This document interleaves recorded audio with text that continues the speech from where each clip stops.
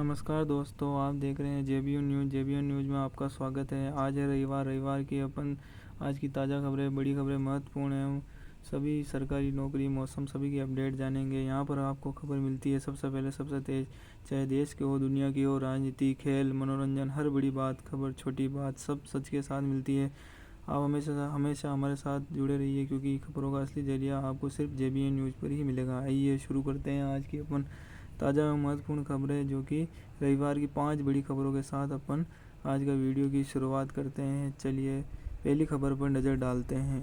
प्रधानमंत्री नरेंद्र मोदी की सरकार के 11 वर्ष के पूर्ण होने पर, जो कि कार्यकाल 2014 से 2025 के कार्यकाल में 7.2 करोड़ 72 मिलियन नौकरियां प्रत्यक्ष और अप्रत्यक्ष रूप से सृजित हुई है, ऐसा सरकार दावा विभिन्न रिपोर्टों में किया गया है। ऐसा आंकड़ा मोदी सरकार की आर्थिक नीतियों, योजना और बुनियादी ढांचे के विस्तार से जुड़ा हुआ है।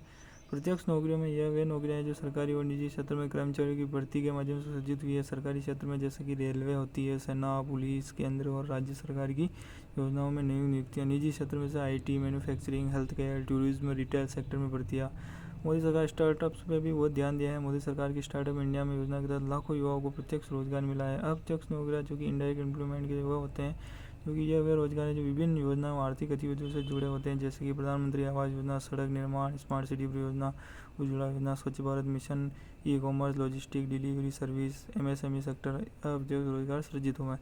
इसका आधार स्रोत है ईपीएफओ, कर्मचारी भविष्य निधि संगठन में पंजीकृत नए कर्मचारियों की संख्या, नीति आयोग की रिपोर्ट, श्रम एवं रोजगार मंत्रालय द्वारा जारी डेटा, विभिन्न निजी रिसर्च एजेंसियों की रिपोर्ट के आधार पर यह भारत सरकार ने घोषणा की है। आइए दूसरी खबर पर नज़र डालते हैं।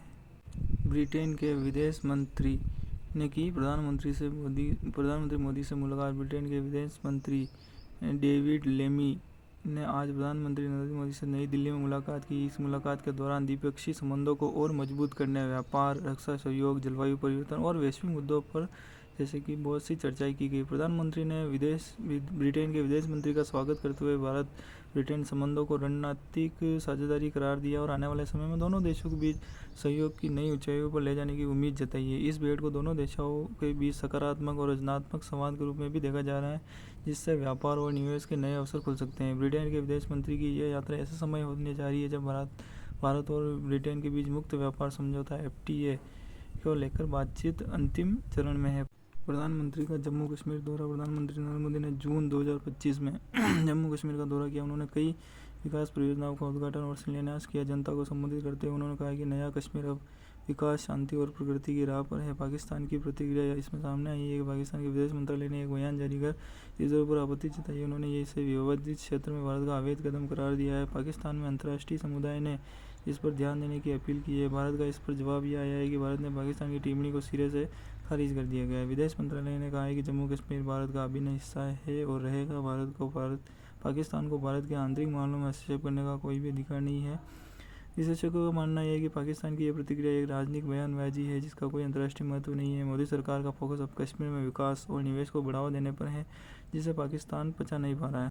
आज की तीसरी और बड़ी खबर यह है कि हाल ही में रिपोर्ट्स में यह दावा किया गया है कि पाकिस्तान ने भारत पर जो साइबर या रक्षा से जुड़े हमले किए थे, उसमें चीन की आधुनिक कीन चेन तकनीक का इस्तेमाल किया। यह तकनीक युद्ध के दौरान लक्ष्य की पहचान, ट्रैकिंग और उसे तुरंत निष्क्रिय करने के लिए इस्तेमाल होती है। कीन चेन तकनीक एक सैन्य रणनीति है जिसमें दुश्मन के खिलाफ हमला एक पूर्व नियोजित श्रृंखला के तहत किया जाता है, जैसे कि लक्ष्य की पहचान, हथियार का चुनाव, लॉन्च और प्रभाव।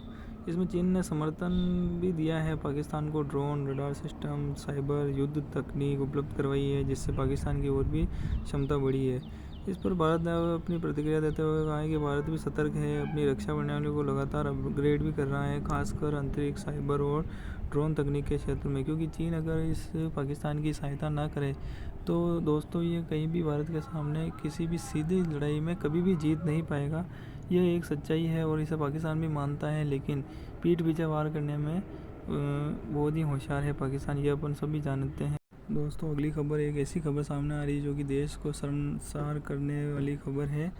राजस्थान के अलवर ज़िले के ईएसआईसी मेडिकल कॉलेज अलवर में 4 जून 2025 को आईसीयू में पड़ी महिला की बेहोशी की स्थिति का फ़ायदा उठाकर रेप की घटना वारदात सामने आई है, जो कि एक वहीं का नर्सिंग स्टाफ सदस्य 30 वर्षीय को गिरफ्तार कर लिया गया है। अस्पताल में जांच समिति का भी गठन किया है, जिसकी रिपोर्ट देर शाम तक आने की उम्मीद है।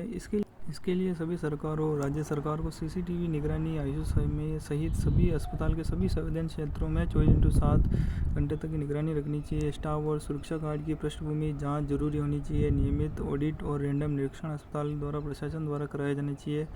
कंप्लेंट मैकेनिज्म जैसे हेल्पलाइन, गुमनाम शिकायत जैसे पोर्टल भी चलाए जाने चाहिए। कठोर कानूनी कार्रवाई करें ताकि ऐसे घृणित अपराधों में लोगों की हिम्मत ना बढ़े और लोग ऐसी भयानक घटना को अंजाम ना दे, लोगों में डर और यह हो। ऐसी सरकार को कानून लाना चाहिए। इसके लिए दोस्तों, ये सही में शर्मसार करने वाली एक घटना है जो देश को शर्मसार करती है। तो दोस्तों, आज अपन ने 5 बड़ी खबरों पर चर्चा की। आज की खबरों में बस इतना ही। अगर आपको ये वीडियो पसंद आया हो तो लाइक करें, शेयर करें और चैनल को सब्सक्राइब करना ना भूलें। जुड़िए हमारे साथ हर रोज़ जेबीएन न्यूज़ के साथ। या हम आपको डेली वार वाइज, समय वाइज डेली आपको 5 बड़ी खबरों से अभी अपन ने शुरुआत की है।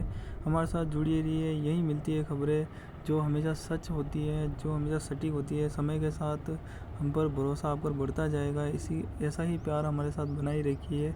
आप सभी का बहुत बहुत शुक्रिया, धन्यवाद। जय भारत, वंदे मातरम, जय हिंद दोस्तों।